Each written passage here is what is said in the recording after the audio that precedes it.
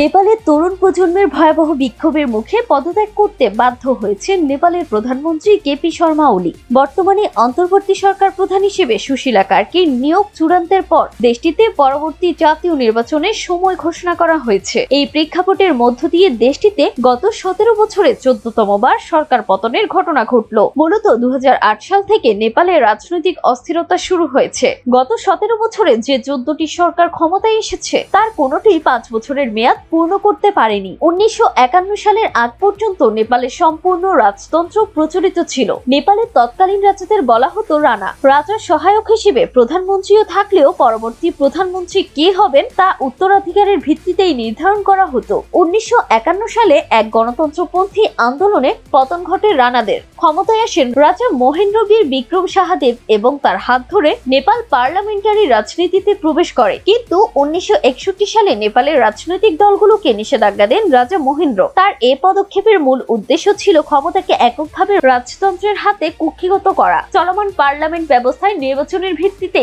এমপিরা আসন পেলেও তারা নিজেদের কোনো রাজনৈতিক দলের প্রতিনিধি হিসেবে পরিচয় দিতে পারতেন না। এ সময় এই ব্যবস্থার প্রতিও মানুষের ক্ষোভ ক্রমেই বাড়তে থাকে। 1990 সালে প্রায় 3 দশক এই অবস্থা চলার পর নেপালের মানুষের ক্ষোভ চূড়ান্ত রূপ নেয়। তাদের শান্ত করতে তৎকালীন রাজা বীরেন্দ্র বীর বিক্রম সাহাদেব রাজনৈতিক দলগুলোর পর থেকে নিষেধাজ্ঞা তুলে নেন এবং পঞ্চায়েত ব্যবস্থা তখন বিলুপ্ত হয়। সেই বিক্ষোভের মাধ্যমে বহুদলীয় গণতন্ত্রে প্রবেশ করে নেপাল।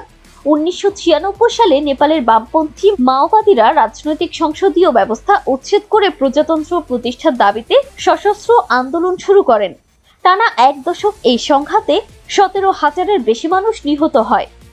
এরপর 2001 সালে রাজাসহ রাজপরিবারের বেশিরভাগ সদস্য যুবরাজ কর্তৃক হত্যার ঘটনা সেই উত্তেজনা আরো বাড়িয়ে তোলে। সেই হত্যাকাণ্ডের পর তৃতীয় মেয়াদে প্রধানমন্ত্রী হিসেবে দায়িত্ব পালনকারী কৈরালাকে পদত্যাগ করতে বাধ্য করা হয়। কৈরালা স্থলাভিষিক্ত দেউবা প্রথমে সেই অচল অবস্থা শেষ করার জন্য সিপিএন এর সঙ্গে আলোচনায় বসলেও কয়েক মাস পরে শান্তি আলোচনা ভেঙে যায়। এরপর তিনি মাওবাদীদের দমন করার জন্য যুক্তরাষ্ট্রের সাহায্য নেন। এদিকে নতুন রাজা বীরেন্দ্রের ভাই জ্ঞানেন্দ্র রাজতন্ত্র রক্ষার সক্রিয় ভূমিকা পালন করতে শুরু করেন, যার মধ্যে 2005 সালে সরাসরি শাসন আরোপ করাও অন্তর্ভুক্ত ছিল। 2006 সালের এপ্রিলে সংসদ পুনর্বহালের পর কৈরালা চতুর্থবারের মতো প্রধানমন্ত্রী হন। সেই বছরের শেষের দিকে নেপাল সরকার এবং মাওবাদী বিদ্রোহীরা জাতিসংঘের মধ্যস্থতায় একটি শান্তি চুক্তি স্বাক্ষর করে, যা মন্ত্রী পরিষদে মাওবাদীদের অস্থায়ী প্রতিনিধিত্বের ব্যবস্থা করে। বিদ্রোহী সেনাবাহিনীকে ক্যাম্পের মধ্যেই সীমাবদ্ধ রাখে। মাওবাদী এবং নেপালি সেনাবাহিনী উভয় পক্ষকে তাদের অস্ত্র জাতিসংঘের তত্ত্বাবধানে রাখতে বাধ্য করে। অবশেষে 2008 সালে রাজতন্ত্র পুরোপুরি বিলুপ্ত হয় এবং নেপাল একটি ফেডারেল গণতান্ত্রিক প্রজাতন্ত্রে পরিণত হয়। সে বছর 28 মে নেপালের নির্বাচিত গণপরিষদ 240 বছরের রাজতন্ত্র বিলুপ্ত করে নেপালকে একটি ফেডারেল গণতান্ত্রিক প্রজাতন্ত্র হিসেবে ঘোষণা করে। 560 জন সদস্যের মধ্যে 560 জন সদস্য রাজতন্ত্রের বিলুপ্তির পক্ষে ভোট দিয়ে এই ঐতিহাসিক সিদ্ধান্ত গ্রহণ করে।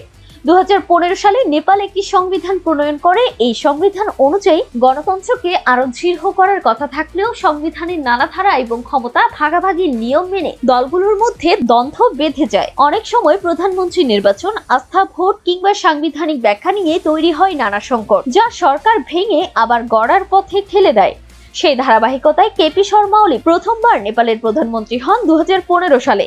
তবে সেবার তার সরকার টিকেছিল মাত্র 1 বছর। পরে 2021 সালে তৃতীয়বার প্রধানমন্ত্রী নির্বাচিত হন। এছাড়া নেপালের শেষ রাজা জ্ঞানেন্দ্র সাহা বর্তমানে একজন সাধারণ নাগরিক হিসেবে কাঠমান্ডুতে বসবাস করছেন।